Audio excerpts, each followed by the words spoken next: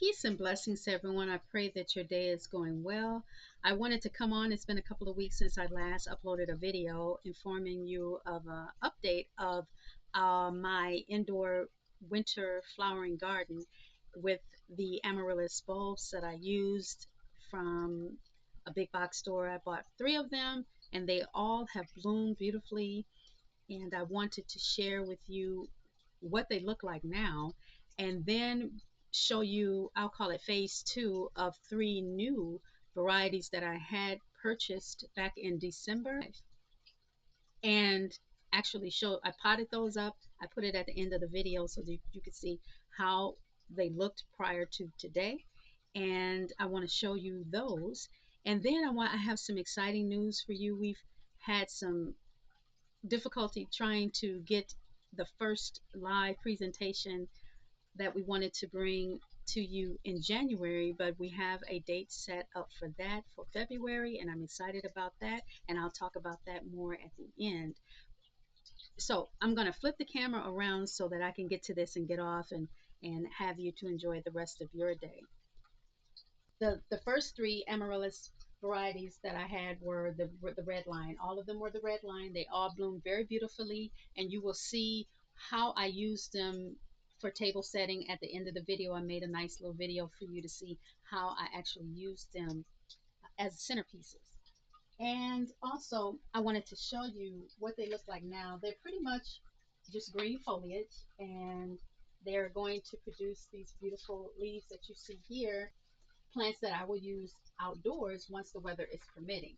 So these were the end result of what they look like after they bloom. So they're all at different heights, but look how they fan out. They're so beautiful. I'm really pleased with this, and I'm going to actually change the pots to a more decorative pot to put outside on my patio when it's time for them to go dormant again, about 6 or 8 weeks before my last frost. Then in the winter time again, I'll have them again. One mistake I will tell you is I got real excited about wanting to save the seeds because these plants can be a little bit expensive to purchase, especially if you don't catch them on a sale, and depending on what nursery you get them from, they can be costly. And so what I did was I said, wow, I found that they have the seed pod on them, and I cut them early.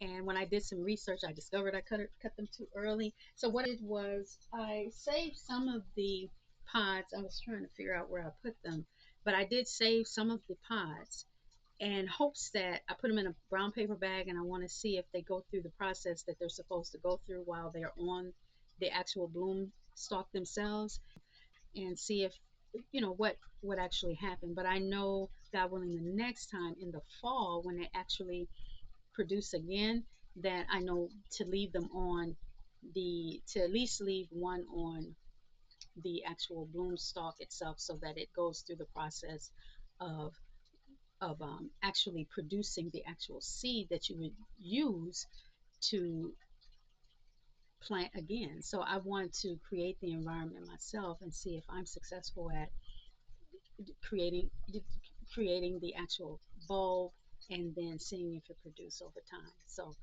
just know that if you're going to use these as seeds, and I'll show you on the second phase of the actual three additional amaryllis bulbs that I have, I'll show you what the seed pod looks like and how you're supposed to keep it on. Now it's going to make the plant look unattractive, but I'm just going to do it for one of each of the last three varieties that I have and see what happens. So I'm going to turn the camera back. So I will start with the I'll start with this one here. This is called the Amaryllis Picasso, and like I said, I'm going to have a video at the end to show you how this plant actually looked prior to today and how I actually potted it up. So, but I want you to see how these beautiful blooms actually produce. They are gorgeous blooms, and they're red and white, and they actually produced more blooms than the red lion. With this particular amaryllis Picasso variety. We got two, well, wait a minute. So you see two bloom stalks here. So there's one and two. But if you look here, all right, bring this closer. If you look here closer, there is another bloom stalk that's forming. You see that peak there? It's the same way that these. So I'm actually going to have another one, which is exciting in itself. And then you see behind it, you see this here is the actual leaf, the green foliage that's going to develop as well. So that's exciting. So I'm leaving the dead blooms on, like I mentioned before, because here, as you see behind the bloom, you see these green pods here. These are the seed pods that contain the actual seeds of this beautiful plant. And so what I did that was in error that I found out when I did some research on how to actually harvest the seeds is I cut them right off right away. When they started dying off like this, I had cut them off. And you're supposed to actually leave them on the bloom stalk so that they can go through the process of yellowing, browning, and then they're going to burst open. And the seeds are actually papery. So when I cut them off of the red lions, they look like pepper seeds. If you ever seen pepper seeds, that's the way they look. So I captured some of those and I said, oh wow. I bagged them up, and then upon my doing my research on how to plant them, I learned that I didn't do it properly. So that's why I'm going to leave them on the bloom stalk for maybe one for that one, and then the other ones I'll cut off just to make the plant look a little bit more attractive. It's not going to look attractive with a bunch of dead blooms on them, but I'm just telling you why it might look, why you might say, why don't you cut those off? It's because I want to see if the seeds here on this particular seed pod are actually going to be viable. So I'm letting as many of them stay on with the hopes that they do, at least one of them will produce some leaves, excuse me, some seeds that are viable. So the second one that I got that's of phase two is the Cape Horn. And the Cape Horn, you see how gorgeous this plant looks. And we have one, two, three. So we have one, two, three bloom stalks that are forming, and this one is starting to emerge out. This one and maybe this one over the weekend, but this one here, and I'm just really excited to see what this pink flower would actually look like, what this bloom would actually look like when it comes when it actually comes out. And so, and then how many actual blooms that we get? Are we going to get more or are we going to get less? Now, the bigger it says, the bigger the bulb is, the bigger the bloom stock and the actual blooms that you actually get on the bloom stock should be. So we'll see. I mean, considering the size of it, if I did it like this, it is taller. And so I hope that I'm definitely going to save some of the seeds for this one as well. And then the last one that I had a bit of a challenge to was, if you remember, I had one of the, I believe it was this one that was in the water, because I wanted to see how I grew in our compost, how I grew in the actual medium that it came with, that the kit came with, and how it did in water. And it did actually spectacular in water. So with this one, now when I purchased these blooms, I purchased them in mid-December because I wanted to stagger uh, the plants. I didn't want them all growing at the same time. So I kept these in a cool environment, and I didn't plant them right away. I planted these actually on January 1. So you'll see me doing that at the end of the video. And but with this and each one of these, this one as well as the Cape Horn, you can see the actual bloom stalks that were smaller, but they had formed on these. But with this one, I didn't have any. It was just crusted over, and I wanted to show you. I had put it in water, so I changed the water and put the one that was originally in water in some soil, and I want you to see the extensive root system that this fall actually began to form.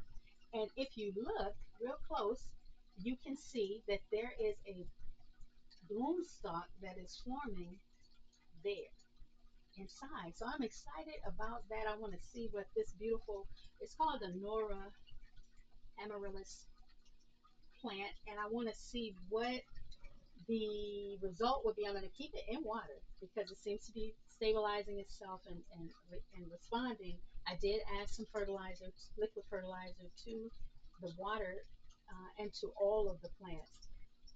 And I'm just curious to see and excited to see what's actually going to happen. Excited to see that I can see some growth coming and in the coming weeks.